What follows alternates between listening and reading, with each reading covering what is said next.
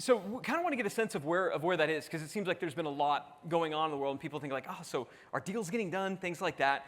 So we want to have that conversation, do the proverbial pick Roland's brain on that, and then just kind of open it up to you for what questions do you have. So this is just kind of informal. We figure your brain's kind of mush at this point, usually at the end of the day, and so this is just an opportunity for us to have a conversation on where things are. So I guess just sort of set this up.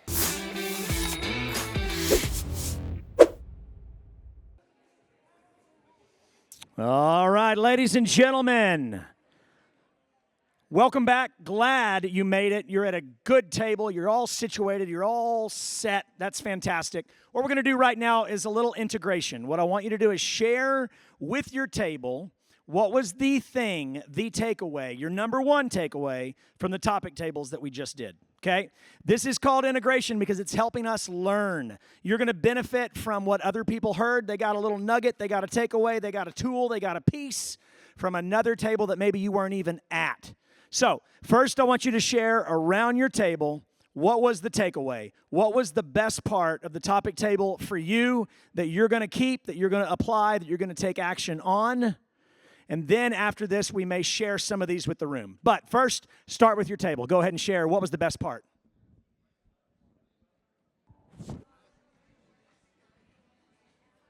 Let me give you about 30 more seconds. 30 more seconds to make it around and share. All right, let me draw your attention back here to the front. What I would love is for you to share some of those learnings, right? This is how a mastermind works if you've never been a part of one. This is how we swap ideas, we share ahas, and it's also part of how adults learn. We learn by review, we learn by integration, we learn by hearing what other people said that stood out to them. We've got a catch box that is at the back of the room. Carly's got one. And as you think about what would I share, I'm going to tell you what mine was. I was wandering around all the tables, listening to all the different ones. Something that you said, Jen, was so good. You said people don't buy services, they buy better versions of themselves. That's what Jen said, and I was like, boom! That's a writer-downer. I love it. Okay, somebody else, you go. Raise your hand, catch box, share something with the room that was helpful for you, that is a takeaway from the topic tables. There we go, right there. I would like to thank Lauren for the sticky secrets of advertising on the, well, you know, I didn't want to say it out loud, but yeah. So learned that you can drive traffic in all sorts of different places, and that segmenting on your Facebook ads is great. Fantastic. Excellent. Somebody else? Yes, right up here.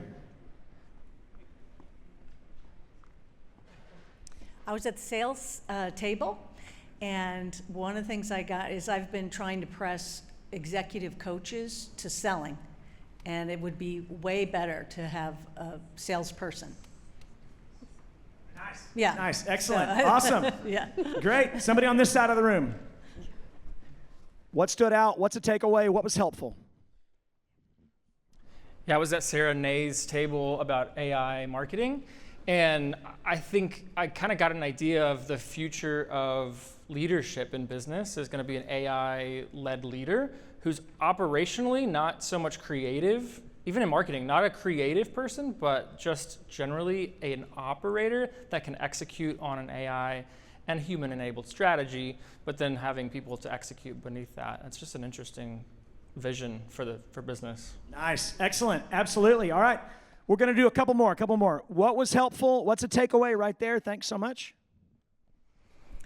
Yeah, I went to Atiba's table, and one of the great questions he was talking about how you get your team members to take responsibility and how you manage them. And one of the great questions I came away with was to ask them, what was easier than expected in order to help them help you figure out what their strengths are. Nice. Excellent. What was easier than expected? Okay, we'll go 2 more. Somebody up here and someone right there. Perfect.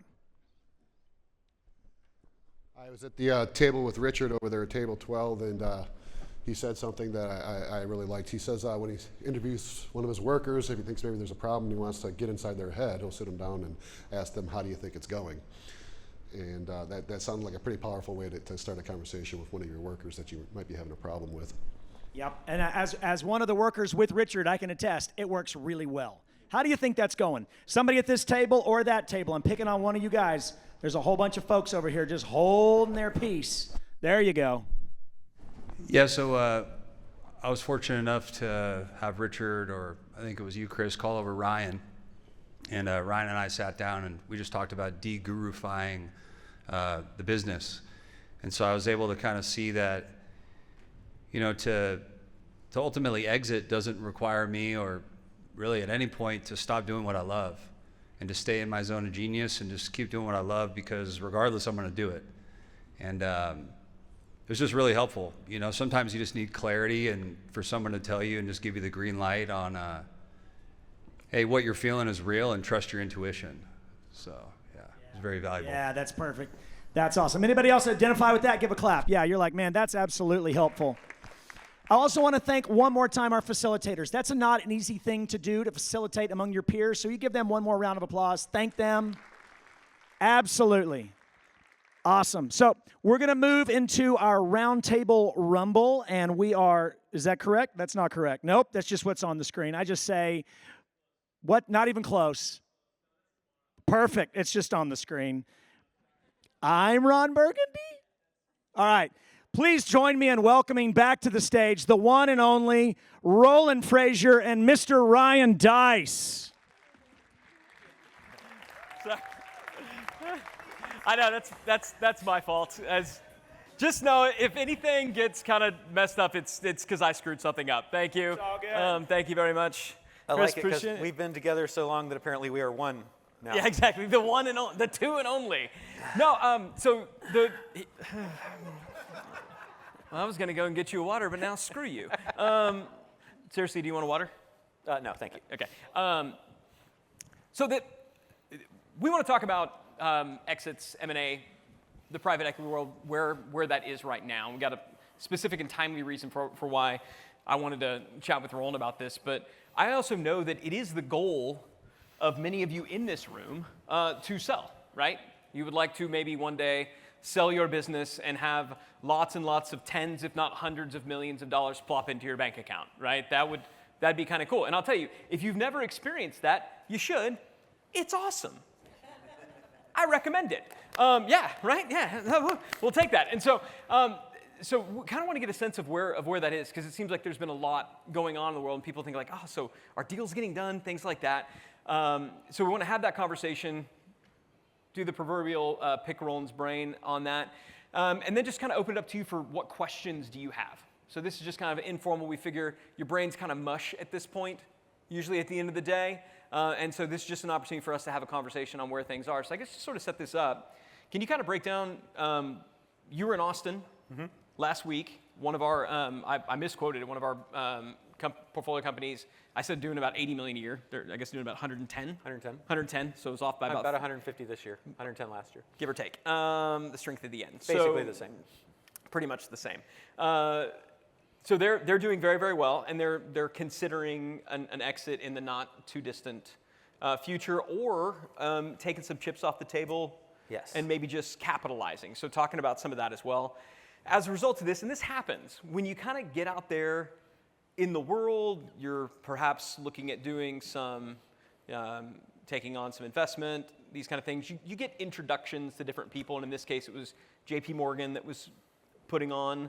Yeah, thing, J.P. and so- Morgan did a capital markets conference in Austin, and they invited 42 private equity funds and family offices, and 42 nine-figure plus entrepreneurs, and basically set up speed dating. So it was all types of businesses, from products to services, and then they coordinate the meetings for you. It's kind of fun too, because it's all very cloak and dagger, because nobody wants anyone to know that they're thinking about exiting, because that's the worst thing that you can communicate to your customers and your employees and your bankers and your current bankers.